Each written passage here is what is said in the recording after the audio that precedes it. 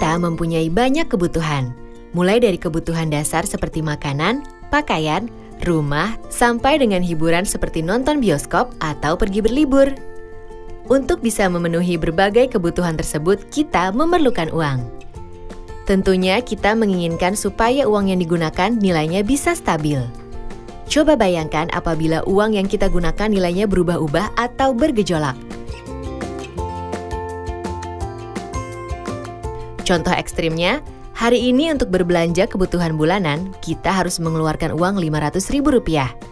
Tiba-tiba bulan depan ketika kita belanja bulanan lagi dengan jumlah barang yang sama, harganya naik jadi 2 kali lipat.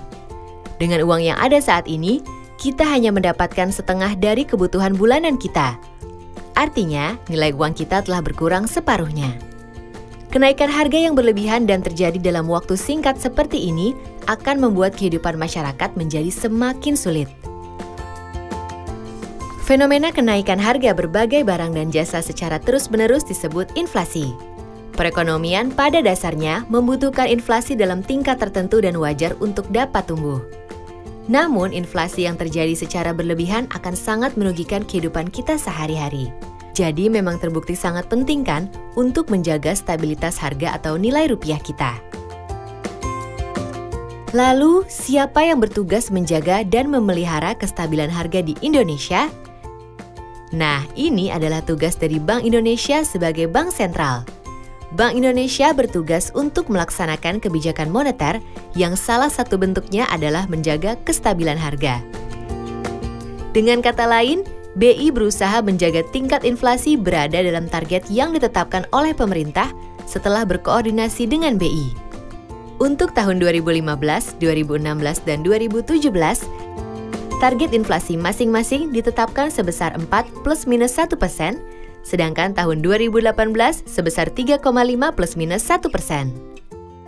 Nah, bagaimana cara BI untuk mencapai target inflasi tersebut? BI memiliki beberapa instrumen kebijakan moneter yang dapat digunakan.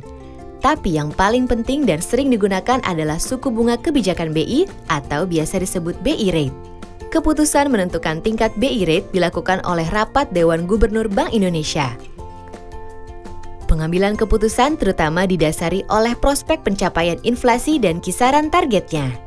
Penentuan tingkat BI Rate ini akan mempengaruhi ekonomi dan inflasi di masyarakat. Apabila Rapat Dewan Gubernur BI melihat indikasi resiko meningkat dalam perekonomian, seperti jumlah uang beredar terlalu banyak, defisit transaksi berjalan membesar, utang luar negeri naik, tekanan inflasi ke depan diperkirakan lebih tinggi dalam kisaran targetnya, dan resiko faktor-faktor lain yang penting, maka BI akan menaikkan suku bunga BI Rate untuk mengendalikan resiko inflasi tersebut dan menjaga ekspektasi masyarakat. Di sisi lain, bila BI memandang tekanan inflasi ke depan terjaga, uang beredar cukup dalam perekonomian, serta resiko ekonomi terjaga, BI Rate dapat diturunkan. Namun kita juga perlu tahu bahwa inflasi di Indonesia juga dapat ditentukan oleh faktor lain, yaitu harga bahan makanan atau volatile food, dan harga barang akibat kebijakan atau administered price. BI juga menjaga inflasi di daerah tetap stabil. Caranya, BI bekerja sama dan berkoordinasi dengan pemerintah melalui forum kerjasama yang dinamakan Tim Pengendalian Inflasi Daerah. Bagaimana BI Rate dapat memengaruhi tingkat inflasi? BI Rate tersebut akan ditransmisikan melalui berbagai jalur seperti jalur suku bunga, jalur kredit, jalur nilai tukar, jalur harga aset, dan jalur ekspektasi. Jalur-jalur tersebut dinamakan transmisi kebijakan moneter. Nah, jadi kita kini bisa memahami jika BI menaikkan BI Rate dan sebaliknya juga jika BI Rate turun. Kebijakan ini semua dilakukan BI untuk menciptakan kestabilan harga dan perekonomian demi kesejahteraan kita semua.